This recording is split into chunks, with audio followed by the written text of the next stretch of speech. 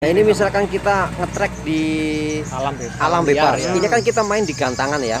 Ini nggak takut burung kita bakalan nggak narung sama burung yang di gantangan karena terlalu sering di trek di lapangan gitu. Tapi di hutan. Kalau menurut saya trek hutan itu boleh, tapi jangan terlalu sering. Ya, misalnya 1 minggu sekali ataupun 2 minggu sekali itu boleh lah. Tapi yang lebih utama menurut saya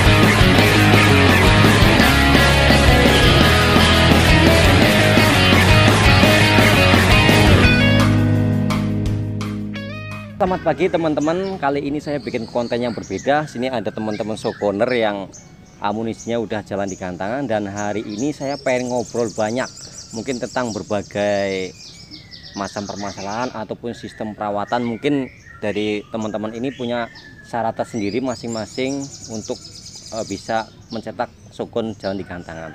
Nah ini saya pengen ngobrol mas, ini menurut mas ini untuk sebenarnya menaikkan birahi shogun ada berapa cara? sebenarnya kalau menurut saya Ya, itu biasanya tergantung dari selera, ibaratnya apa ya, pandangan dari sisi orang itu tersendiri lah. Maksudnya mau dikasih pakan yang ibaratnya tinggi ataupun dari pola perawatan jemur ataupun sauna itu bisa juga Berarti ada berapa? Mungkin ada kayak sauna juga bisa menaikkan. Benar. Jemur kencang juga bisa, pakan juga. Terus untuk masih sendiri menerapkan yang mana ini? Kalau saya konsisten pada rawatan harian lah, misalnya embun sama jemur atau sauna itu yang utama lah. Terus kalau pakan menurut saya itu cuma pendorong. Nah ini kayak embun terus jemur sauna itu memang harus konsisten. Jadi untuk pakan perannya menurut Mas berapa persen kalau menurut Mas dan Mas nanti?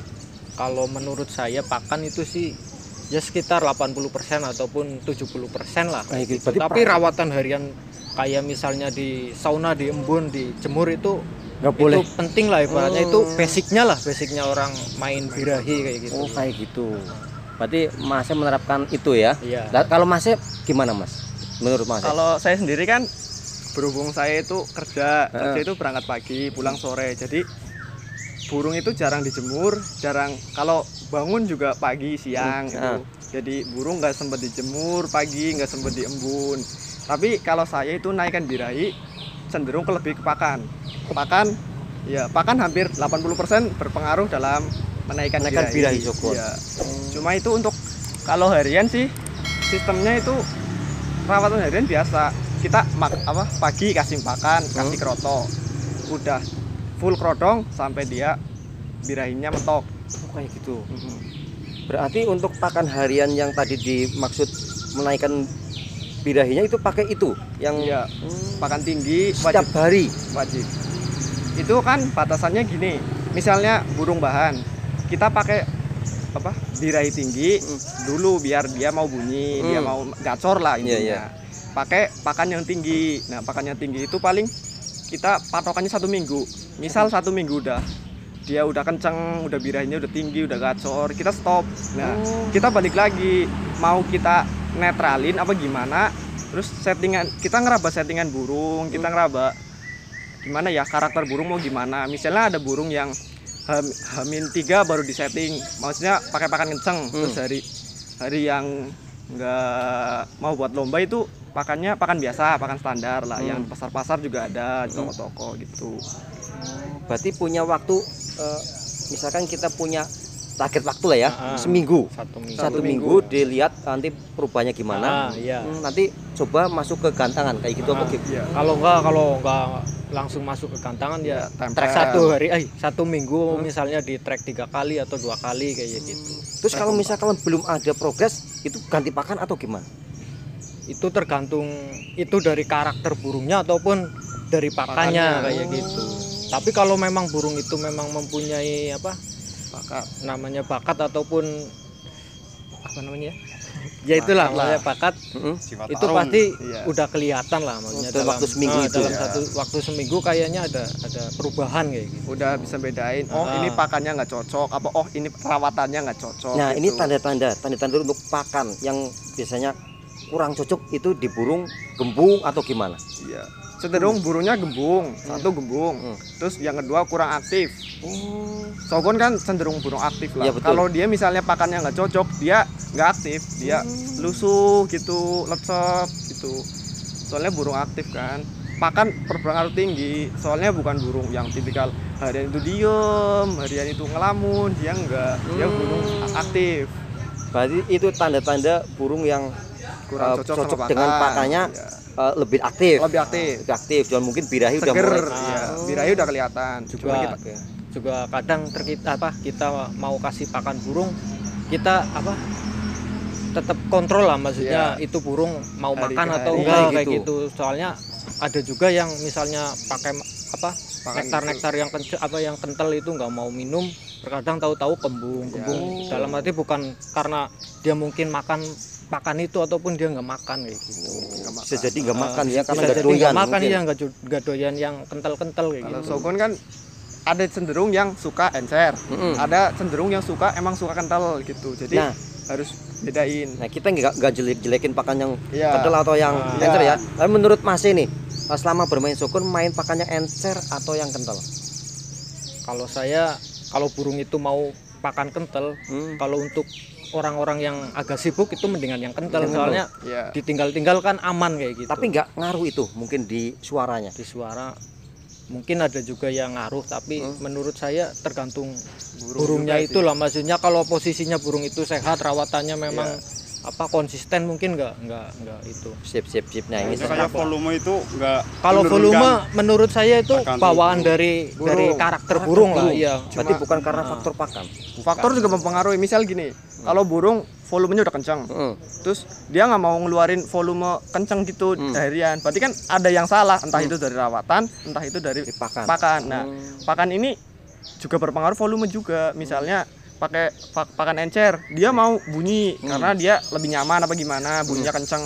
Nah, kalau pakai pakan kental, kemungkinan besar dia nggak nyaman, dia nggak top perform itu. Volumenya dia nggak neken, dia nahan volume biar nggak lebar. Oh, kayak gitu. Nah, ini saya pengen tanya ke Mas. Mas selama mungkin ngerawat sokun ada kesulitan apa, Mas? Ya, kalau kesulitan sih nggak ada, kalau semuanya ini nggak ada sih. Daripada dibandingkan konin lebih Oh, Mas main konin ya? lebih ini lebih apa Sulit. lebih sulit, bukan masalah sulit, maksudnya cara perawatannya pun lebih gampang kalau menurut aku. Kayak gitu ya. Iya, kalau semuanya ini kan kalau konin kan hampir sehari 2 kali 3 kali ganti pakan. Kalau kayak ini gitu? kan iya. Sehari Kalau ini mah 2 hari 3 hari nggak apa-apa. Oh, berarti itu kalau konin ya? Kalau konin harus minimal 2 kali diganti. Itu Minimal karena 2 kali. habis apa karena memang harus? Karena ganti? memang harus diganti. Harus diganti. Kenapa itu, Mas? Ya biar segar. Juga kalau konin menurut saya lah ya, saya juga pelihara konin. Kalau konin fisiknya lebih lemah daripada sogon kayak gitu. Jadi kandangnya kalau kotor Kebersihan. terus sakit kayak gitu ya. Maksudnya lebih rentan lah. Oke. Kita kembali lagi ke sokun. Iya. Misalkan nih kita udah punya sokun di rumah yang kacornya udah luar biasa. Tapi di gantangan masih ya kepo ataupun nggak mau jalan. Menurut Mas ini terapinya gimana? Gimana Kalau- Mas? Pengalamannya Mas? Oh, iya, Kita mungkin- share pengalaman iya. aja, bukan menggurui lah ya. Ya. Kalau ini kan berdasarkan pengalaman. Misalnya burung udah kacau di rumah, kita mainin juga udah respon lah, udah nembak-nembak gini lah, Iya. udah ngeleper. Nah, terus kok kalau waktunya digantang dia nggak kerja, kadang dia cuma ngerudal apa gimana. Nah itu kan ada juga faktor dari mental. Kalau birahi sih udah ada jelas. Kalau mental itu kan, kalau saya pribadi bikinnya itu satunya itu diablak, nggak pakai kerodong. Iya, dia gimana ya? Dia supaya terbiasa sama orang-orang lewat gitu. Kalau syukur bisa sih dikasih ke tempat rame gitu. Terapi itu terapinya kayak gitu. Iya. Sering. Berarti apa namanya tuh, maksudnya bikin mental Shogun itu nggak jago kerodong gitu. Berarti diablak, mending diablak dikasih tempat. Kalau saya pribadi gitu. Kayak gitu. Kalau menurut saya di trek di liar itu juga juga ngaruh ya. Kalau juga, misalnya sekitar rumah atau gimana ada tempat itu yang burung shogunnya banyak, itu trek aja di situ. Lama-kelamaan dia muncul faktor. Nah ini misalkan kita ngetrek di alam bebas, ini kan kita main di gantangan ya. Ini nggak takut burung kita bakalan nggak narung sama burung yang di gantangan karena terlalu sering di trek di lapangan gitu. Tapi di hutan. Kalau menurut saya trek hutan itu boleh, tapi jangan terlalu sering. Misalnya 1 minggu sekali ataupun 2 minggu sekali itu boleh lah. Tapi yang lebih utama menurut saya koloni sama teman-teman lah, maksudnya misalnya ada 5 orang, 4 orang di koloni di trek kayak gitu. Itu memang berlahan itu membentuk mental dari shogun itu sendiri. Iya kayak gitu. Jadi kita juga tahu burung kita kalau ditempel itu kurangnya apa, mungkin nakal ataupun birahinya kurang ataupun masih takut ataupun harus di agak jarak dikit baru bunyi kayak gitu. Terkadang juga burung muda sama burung tua lain juga itu ceritanya. Kalau burung muda biasanya segacor-gacornya burung muda, kalau di trek sama burung yang udah mapan pasti mentalnya down ya. Makanya harus bertahap lah, misalnya jangan terlalu deket dulu, mungkin dikasih jarak kayak gitu biar dia kasarannya agak mau tarung dulu gitu. Kalau langsung di trek biasanya langsung ada yang kaget. Mentalnya lah biasanya kayak gitu. Wah, ini luar biasa sekali. Ini ada beberapa mungkin versi ya dari teman-teman ini. Itu sebagian dari pengalaman lah kayak pengalaman gitu. Ini cerita memang benar cerita pengalaman kami share ke teman-teman, bukan menggurui ya Mas ya. Mudah-mudahan nanti teman-teman yang nonton video ini bisa mendapat sedikit tambahan ilmu tentang shogun, karena tadi di depan sudah dibahas ini tentang birahi ya Mas ya. Menaikkan birahi ada beberapa cara, ada dari pakan yang tinggi, terus pola rawatan, mungkin kayak jemur sauna. Nah itu yang harus konsisten. Jadi untuk menurut Mas, kenapa shogun harus menggunakan pakan tinggi atau harus birahinya tinggi? Kalau menurut saya memang karakter shogun itu dia lebih cenderung harus punya birahi yang mapan lah, mentok kayak gitu. Soalnya itu burung tarung, tapi ada juga burung yang semi tarung, itu lain juga cerita itu.